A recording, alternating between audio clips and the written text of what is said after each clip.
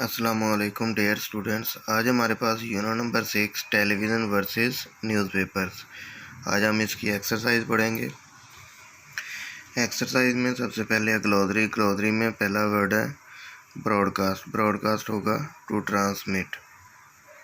Coverage reporting, action of covering. Distinct mark entertainment amusement. लेयर free time luxury delight omit skip proficient skilful skip omit और not to do something. Next है vocabulary. Vocabulary में give meaning of the word as used in the lesson. Primarily बुनियादी तौर पर, distinct वाज़े aspects पहलुओं, layer फ़ारग वक्त, auditory सुनना, कवरेज नशर करना, लग्जरी सहूलत। बी वर्ड में form a noun with each of the following words and use the noun in sentences. Relevant टीज को ख़त्म कर देंगे तो रेलेवेंस ये नाउन बन जाएगा। इंटरेस्टेड ईडी ख़त्म करके इंटरेस्ट। रिक्वायर इसके साथ एमिएंट का इजाफा कर दें रिक्वायरमेंट। कॉन्वीनियंट टी ख़त्म करके कॉन्वीनियंस, टी की जगह पर सी ई। इफ़ेक्टिव आई वी ख़त्म करके इफ़ेक्ट। नेक्स्ट है reading comprehension analysis of pattern of text organisation. Choose the correct option. In paragraph 1 the topic sentence is supported through facts. Paragraph 2 shows that watching news on TV is more convenient than reading newspaper.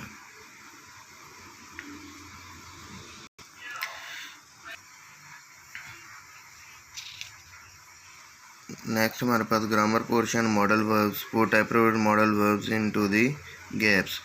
We dash to umbrella so we didn't get wet. हम भीग ना सकें इसलिए हमें अपने पास umbrella रखना पड़ता है, तो हैड टू लगाना पड़ेगा क्योंकि माजी में मलकियत को ज़ाहिर करना है। I was so far from this stage that I dash see very well could not see. He sees very badly. He dash wear glasses all the time. ज़रूर पहनने तो इसलिए must. You dash drive fast. There is a speed limit here. यहाँ पर should not और must not दोनों आ सकते हैं, लेकिन यहाँ पर speed limit है, एक मिकदार दे देगी जिसकी वजह से must not. We dash drive fast. We have plenty of time. यहाँ पर हम लोग शुड नॉट का इस्तेमाल करेंगे, मस्ट नॉट नहीं आ सकता क्योंकि मस्ट नॉट लिमिट आ जाए, एक ज़रूरी काम हो जाए तो उसके लिए मस्ट, और यहाँ पर कुछ लचक होती है उसके लिए हम शुड नॉट। नेक्स्ट हमारे पास है passive voice. A letter dash by Ehsan to write present continuous में लिखेंगे is being written. The word dash by the teacher today to explain. Present indefinite के लिहाज से टू एक्सप्लेन हो जाएगा are explained. This road dash because of snow already to close. Present indefinite के लिहाज से is already close. The dishes dash by my brother not to wash. Present continuous में dishes are not being washed. I dash I dash by the principal, not called present indefinite. I am not called. Next है first conditional. The first conditional sentence are used to speculate about possible situation that can really happen at present or in future. ऐसी सूरत हाल जो माजी में कोई वाक़या हो सकता हो या होना हो, मौजूदा हालत या माजी की निकाल के, मौजूदा हालत या फ्यूचर दोनों सूरतें ही हो सकती हैं। एग्जाम्पल में उसने लिखा if they are busy people they will miss the news. इसका स्ट्रक्चर ये होता है कि इफ़ के बाद सिंपल प्रेजेंट आ जाता है और उसके बाद फ्यूचर टेंस, फ्यूचर भी सिंपल। तो खाली जगह हम लोगों ने पुर करनी है। इफ़ के बाद हमेशा प्रेजेंट टेंस है, इफ़ यू के बाद बगैर हम ऐसे इसके इजाफे के फॉर्म लिखेंगे। If you get back I.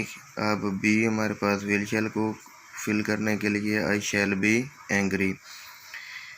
If we wait here we shall be late. If we go on holiday this summer we shall go to Ziarat. If the weather does not improve, we shall not have a picnic. They will go to the party if they are invited.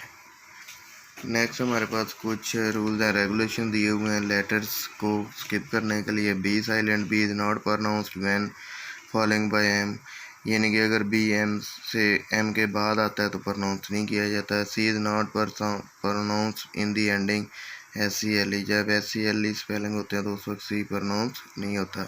इस तरह ये सारे rule दिए हुए हैं, इनको भी आप लोगों ने अच्छे तरीके से पढ़ लेना है। नेक्स्ट हमारे पास एक्सरसाइज एंड होगी।